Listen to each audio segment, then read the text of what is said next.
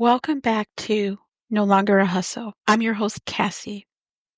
We fought the financial guilt in episode 2 and began to reclaim our voice in episode 3.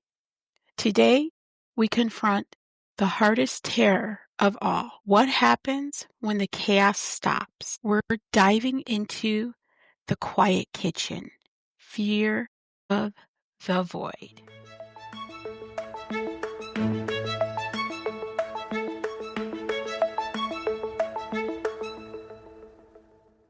Since my accident, I wake up every day at 5 a.m. My new brain is on a new clock.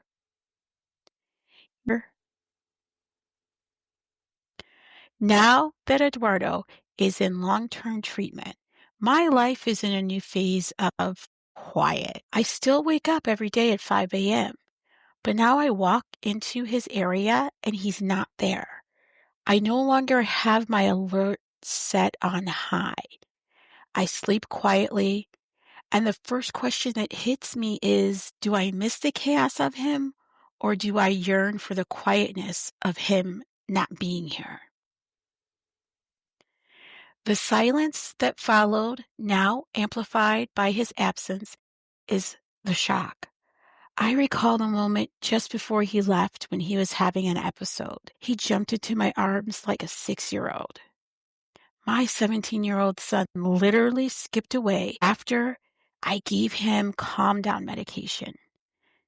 The chaos gave me a clear role, the fixer, the anchor. The stillness that follows, all the drama is terrifying, void. It makes me realize that my brain is still on high alert, even when the job is done. The question isn't, who am I when I'm needed to fix something, but who am I when I'm no longer defined by the crises? That's the core of the fear.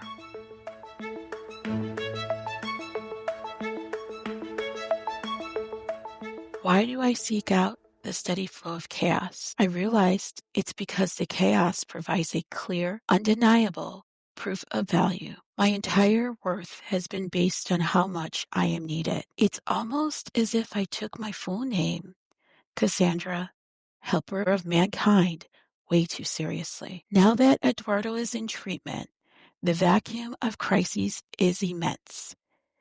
My fixer brain didn't hesitate. It immediately moved to replace those gaps, ensuring I stayed whole as the fixer. I have been spending more time with Malek, concentrating on his grades and helping him in the classes he was failing, and seeing that he is making positive behavior choices at school.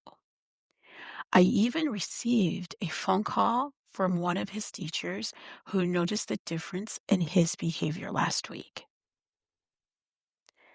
I've instantly replaced the gaps of urgency left by Edwardo, making sure they are filled with other parts to make my fixer part whole. This is especially true with Salma and her autistic burnout tendencies. This is the first time in 3 years I have known exactly what is going on with her, and that knowledge has kept me intensely busy. I'm focusing all of my energy on her healing, sending her daily affirmations for school, spending crucial time talking to her, not just encouraging her, but mandating her to take one more step than she has gone before. I encourage her that school is about her and doing things she enjoys, helping her understand more about herself.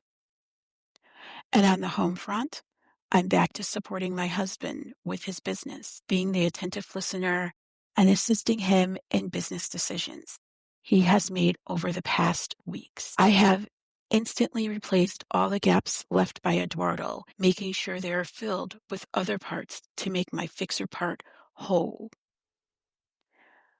I am exhausted, but this work is different. I am directing my energy into a necessary positive cause. This is ultimately confrontation. I have to learn to trust that I am valuable even when I choose not to engage in the job of fixing everyone else. and even when my worth is completely invalidated.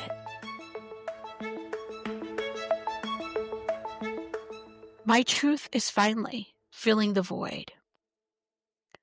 I realize I am someone who has a story to tell.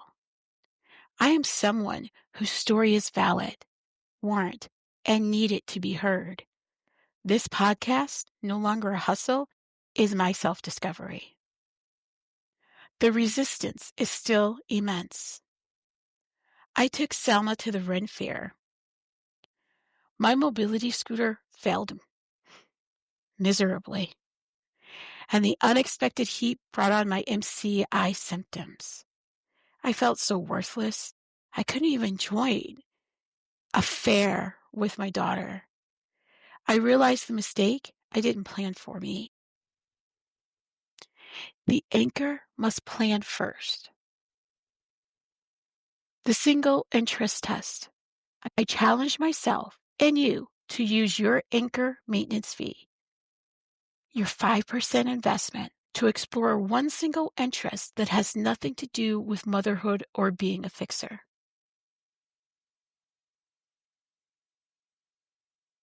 The new planning mandate. Before I plan the next therapy session, I will schedule my TBI maintenance. I will plan for the possibility of a migraine. My worth is no longer proven by my ability to ignore my pain. My worth is proven by my ability to honor my limits and tell my story. Thank you for sharing this vulnerable journey with me. I know finding value when the fixing stops is the hardest work we do. Next week, we are moving on to episode 5, the caregiver gap when support fails. We'll dive deep into the painful reality of having a partner who cannot step up, the meaning of bed rotting, and the necessity of setting boundaries when support fails. I'm your host, Cassie, and I'll talk to you next time on No Longer a Hustle.